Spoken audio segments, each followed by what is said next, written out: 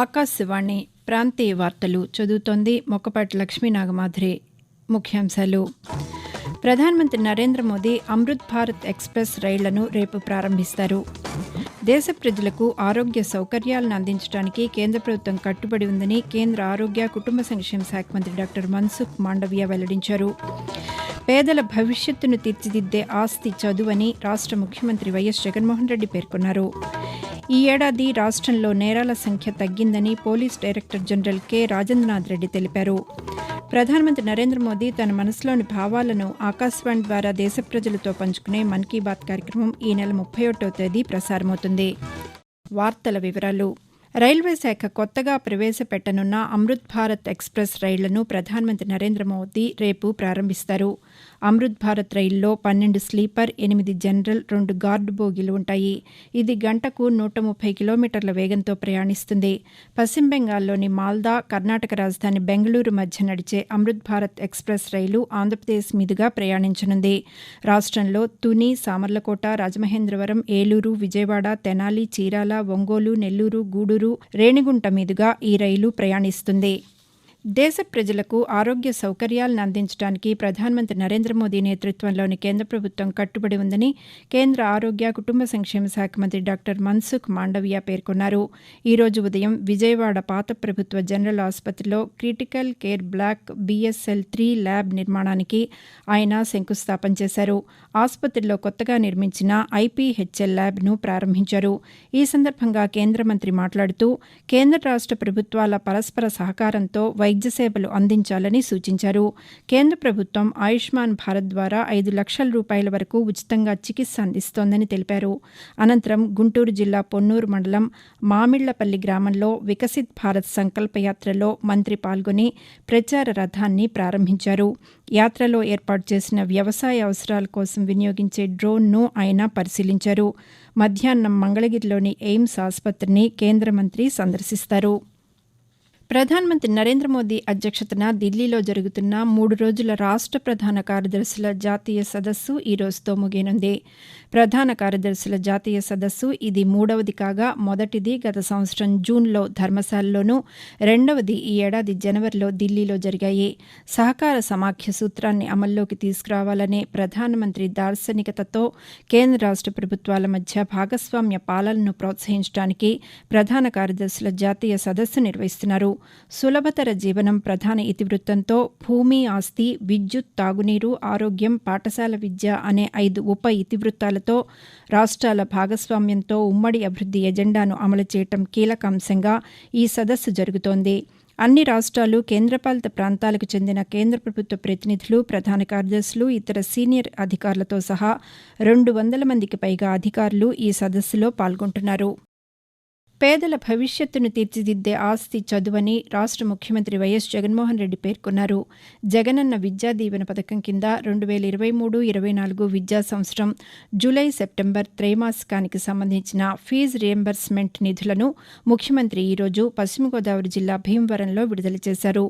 అర్హులైన 8,09,039 మంది విద్యార్థుల తల్లుల బ్యాంకు ఖాతాల్లో మొత్తం 583 కోట్ల రూపాయలను జమ చేశారు. ఈ సందర్భంగా ముఖ్యమంత్రి మాట్లాడుతూ వసతి దీవెన, విద్యా దీవెన కింద 16,000 కోట్ల రూపాయలు ఖర్చు చేశామని, 27,61,000 మంది విద్యార్థులకు ఫీజు రియంబర్స్మెంట్ అందించామని తెలిపారు.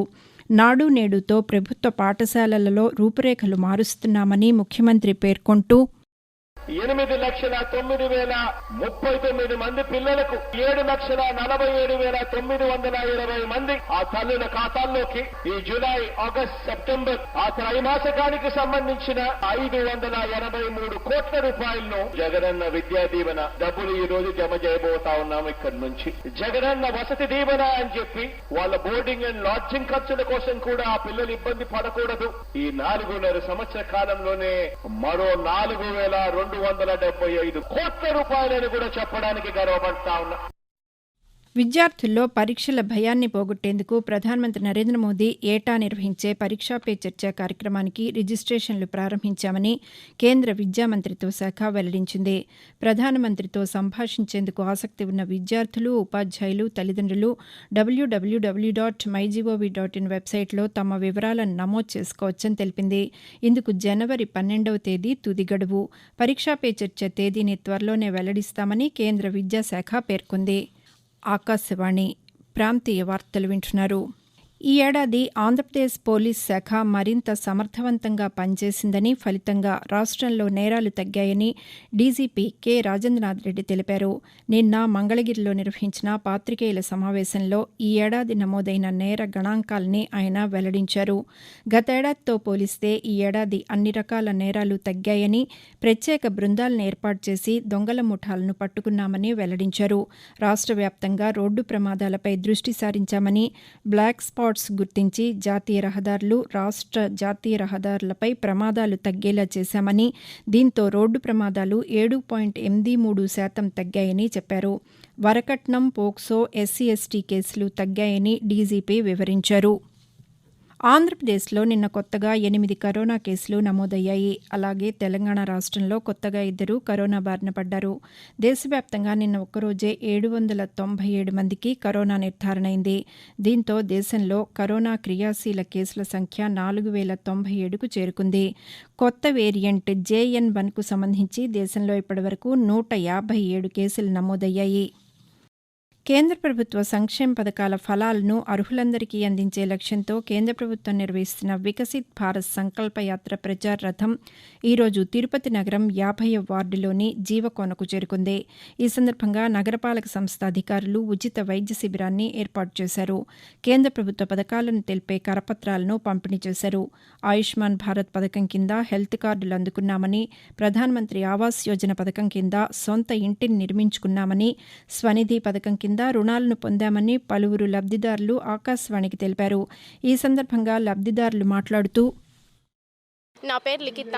మాకు ప్రధాని మోడీ గారు ఆయుష్మాన్ భారత్ కార్డు వలన 5 లక్షల వరకు మేము ఉచితంగా ట్రీట్మెంట్ చేసుకోగలుగుతున్నాం. ఇంతకుముందు అయితే హాస్పిటల్స్లో 5000-6000 ఖచ్చితంగా ఖర్చు అవుతుంది. ఈ కార్డు వలన మాకు చాలా హెల్ప్ఫుల్ అయింది. నా పేరు పార్వతి. ప్రధానమంత్రి గారి ఆవాస్ యోజన కింద మాకు ఇల్లు కట్టుకోవడానికి అవకాశం ఇచ్చారు. ఇప్పుడు మాకంటూ ఒక సొంత ఇల్లు ఏర్పడినందుకు సంతోషంగా ఉంది. అలాగే విశ్వకర్మ యోజన పథకం కింద కూడా నేను అప్లై చేసుకున్నాను. అందుకు గాను ప్రధానమంత్రి వారికి ధన్యవాదాలు తెలుపుకుంటున్నాను. ప్రధానమంత్రి నరేంద్ర మోదీ తన మనసులోని భావాలను ఆకాశవాణి ద్వారా దేశ ప్రజలతో పంచుకునే మన్ కీ బాత్ మనసులోని మాట కార్యక్రమం 108వ సంచిక ఈ నెల 31వ తేదీ ఆదివారం ప్రసారమవుతుంది. మన్ కీ బాత్ కార్యక్రమానికి ప్రజలు తమ సూచనలు, సలహాలు అందించాలని ప్రధానమంత్రి కోరారు. ప్రజలు తమ స్వర సందేశాలను 1800-11-7800 నెంబర్కు ఈరోజు సాయంకాలం వరకు పంపవచ్చు. పుస్తక ప్రియులను అలరించే పుస్తక మహోత్సవం ఆంధ్రప్రదేశ్లోని విజయవాడ నగరంలో నిన్న ప్రారంభమైంది. పుస్తక మహోత్సవాన్ని కేంద్ర సాహిత్య అకాడమీ చైర్మన్ కౌశిక్ ప్రారంభించారు. 11 రోజుల పాటు జరిగే ఈ పుస్తక మహోత్సవం నగర ప్రజలనే కాకుండా చుట్టుపక్కల ప్రాంతాల వారిని కూడా ఆకర్షిస్తోంది. పుస్తక మహోత్సవంలో భాగంగా ఈ 11 రోజుల పాటు పలు సాంస్కృతిక కార్యక్రమాలు కూడా నిర్వహిస్తున్నారు. కాగా జనవరి 1వ తేదీన పుస్తక పఠన ఆవశ్యకతను తెలియజేస్తూ నగరంలో పుస్తక ప్రియుల పాదయాత్ర జరగనుంది. క్రీడల్లో గెలుపు ఓటములు సహజమని ప్రతి ఒక్కరూ క్రీడా స్ఫూర్తిని ప్రదర్శించాలని ఆంధ్రప్రదేశ్ ఉప ముఖ్యమంత్రి పీడిక రాజన్న దొర సూచించారు. పార్వతీపురం మన్యం జిల్లా పాచిపెంట మండలంలోని పి. కోనవలస గ్రామంలో 3 రోజుల పాటు రాష్ట్ర స్థాయిలో జరిగే గురుకులాల క్రీడా పోటీలను ఆయన నిన్న ప్రారంభించారు. ఈ సందర్భంగా ఉప ముఖ్యమంత్రి మాట్లాడుతూ గిరిజన విద్యార్థులు చదువుతో పాటు అన్ని రంగాల్లో రాణించాలని, ముఖ్యంగా గిరిజన విద్యార్థుల్లోని క్రీడా నైపుణ్యాన్ని వెలికితీయడానికే రాష్ట్ర స్థాయి క్రీడా పోటీలను ప్రవేశపెట్టామని తెలిపారు. ఆకాశవాణి ప్రాంతీయ వార్తలు ముగించే ముందు ముఖ్యాంశాలు మరొకసారి. ప్రధానమంత్రి నరేంద్ర మోదీ అమృత్ భారత్ ఎక్స్ప్రెస్ రైళ్లను రేపు ప్రారంభిస్తారు. దేశ ప్రజలకు ఆరోగ్య సౌకర్యాలను అందించడానికి కేంద్ర ప్రభుత్వం కట్టుబడి ఉందని కేంద్ర ఆరోగ్య కుటుంబ సంక్షేమ శాఖ మంత్రి డాక్టర్ మన్సుఖ్ మాండవ్య వెల్లడించారు. పేదల భవిష్యత్తును తీర్చిదిద్దే ఆస్తి చదువని రాష్ట్ర ముఖ్యమంత్రి వైఎస్ జగన్మోహన్ రెడ్డి పేర్కొన్నారు. ఈ ఏడాది రాష్ట్రంలో నేరాల సంఖ్య తగ్గిందని police director general K. Rajendranath Reddy తెలిపారు. ఆకాశవాణి ప్రాంతీయ వార్తలు ఇంతటితో సమాప్తం.